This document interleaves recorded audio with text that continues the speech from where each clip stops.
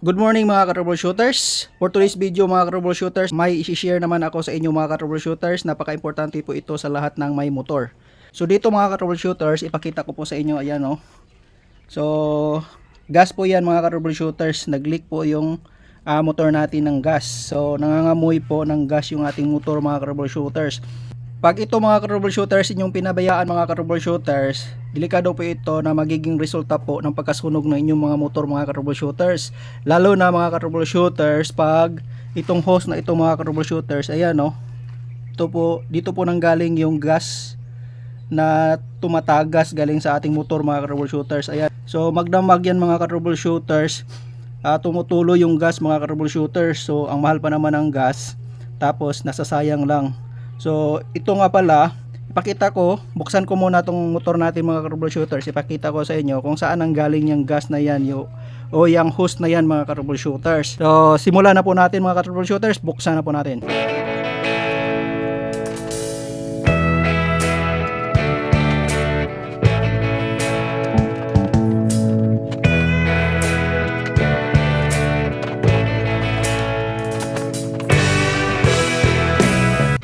So ayan, nabuksan na po natin mga troubleshooters. So ito yung hose na tinuro ko kanina. So dito dumaan yung gas, ayan no. So ito pala ay nanggaling dito sa carburetor mga troubleshooters. So ito ang dahilan kaya natatagas o nasasayang yung ating gas mga troubleshooters. Ang problema pala nito mga troubleshooters ay ang kanyang floater. So hindi na siya nagsasara ng maayos mga troubleshooters. So ang dahilan ito, tumatagas yung gas. So ang hirap po niyan i-repair mga troubleshooters dahil kailangan po natin i-trial and error dahil hindi po yan masisit sa nang basta-basta. So kahit iset mo yan, kailangan mo pang i-monitor kung talagang hindi na siya tatagas. Pero napakahirap po talaga niyan i-setting yung kanyang floater para hindi na siya magtagas. So ang solusyon natin, total mura lang naman ito. Gagastos pa kasi tayo ng malaki pag pinasiting natin to dahil matagal talaga to i-sitting, pabalik-balik natin yan. Mas hassle yun at saka yung gas natin nasasayang dahil binabaklas natin to tatagas yung gas. So para isang gastusan na lang mga troubleshooters, total hindi naman ito kamahalan, papalitan na lang natin ng bago para sure tayo na hindi na talaga siya tatagas.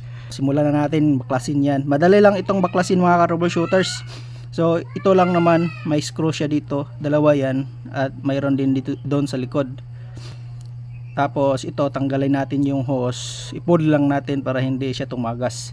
At saka ito yung kadalasang dahilan mga troubleshooters sa sunog mga troubleshooters. Pag hindi niyo ito binalik, ang tagas niyan mga troubleshooters dito siya sa makina, tatagas. So maliligo ito ngayon ng gas or ng gasolina mga troubleshooters. So iinit pa naman ito.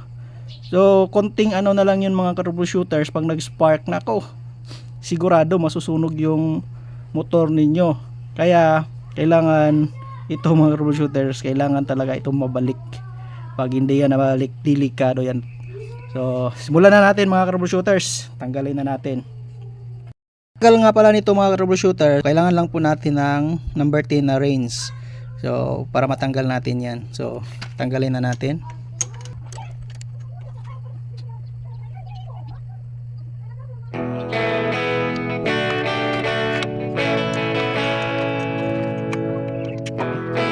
So tanggalan na natin to mga troubleshooters. Ito yung hose niya nang galing sa tangke. So tanggalin na natin yan, pero kailangan natin i-fold para hindi tumagas yung diesel yung gasoline. Ganyan, fold lang natin. Ganyan, fold lang natin siya mga troubleshooters. So ayan. So tanggalin na natin to mga troubleshooters. So ito yung tanggalin natin. Tapos ito naman, yan. Yan, naka-hand-tight lang siya mga troubleshooters, madali lang siyang tanggalin. So ito naman, screw siya mga troubleshooters. Yan. Yan oh. So ganyan. Ayan, natanggal na natin. So palitan na natin to mga troubleshooters. So ito nga pala yung in-order natin sa Shopee mga troubleshooters, para pang palit natin dyan sa carburetor na tinanggal natin. So i-unbox na natin. So napakamura lang po ito mga troubleshooters. Nabayaran ko lang ito ng 300 pesos. So napakamura lang po mga troubleshooters, 300 mahigit. Nakalimutan ko na yung point mga troubleshooters, parang 350 ata yun, kasama na yung shipping. So ito na yung ipapalit natin dyan mga troubleshooters na carburetor. So bagong bago pa siya mga troubleshooters. So ikabit na natin to mga troubleshooters para magkaalaman na. So tanggalin na lang natin to. So hindi na natin to gagamitin dahil yun lang yung luma yung gagamitin natin.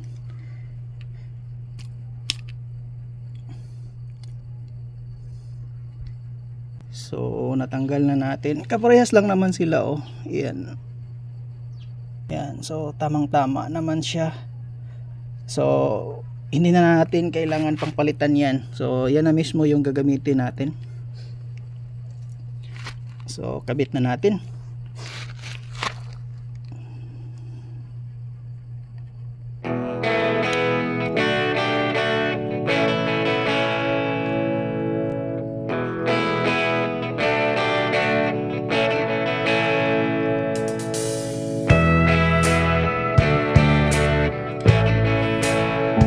Yun o, hand-tight lang po siya mga troubleshooters. Padali lang.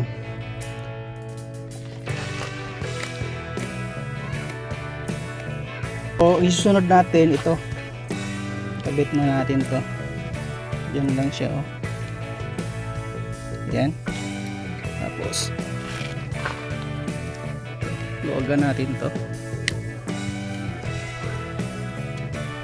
Yan.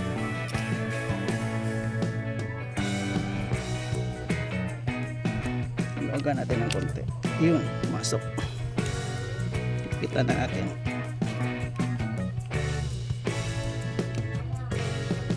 So ayan. So na-install na natin. So ipasok na natin siya mga troubleshooters. Yan. So ibalik na natin to.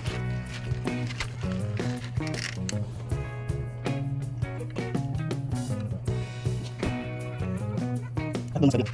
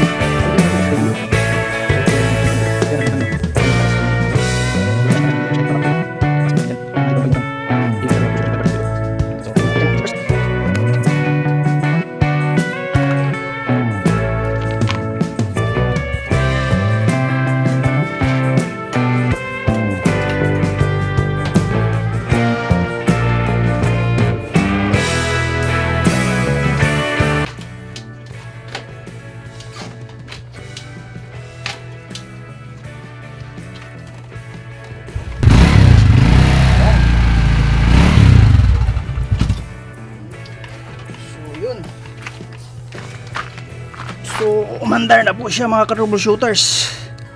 So ngayon ang kulang na lang natin is seating yung kanyang carburetor, yung kanyang fuel at saka yung kanyang air, na dapat tama yung kanyang seating para hindi siya namamatay. So sa nakikita nyo kanina medyo namamatay siya. Ang dahilan nun dahil sa hindi pa po natin na seating air at saka yung sa fuel. So yan yung i-adjust natin. Kapag seating pala dyan mga troubleshooters, ang technique ko dyan, so kunin nyo yung luma ninyong carburetor, titingnan ninyo yung kanyang seating. So doon kayo magbe-base. So ayan oh.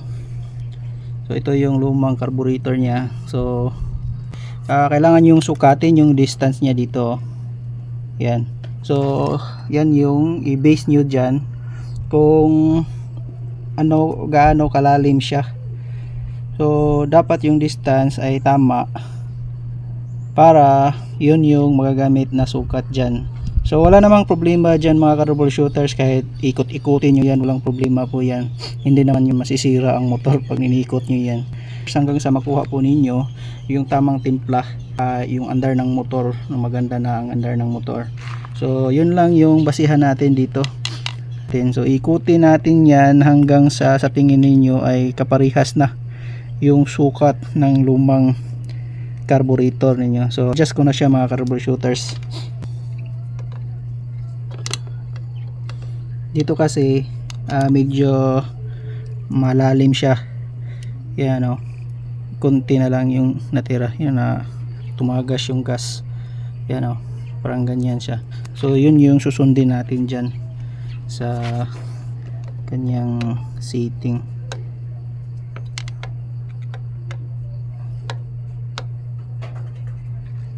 Yan.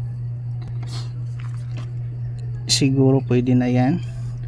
Tsaka dito naman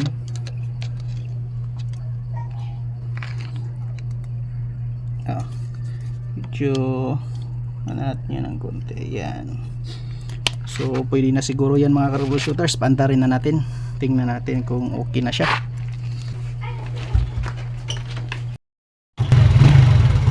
So ayan, okay na siya mga troubleshooters. Yan, hindi na siya namamatay. Okay na siya mga troubleshooters.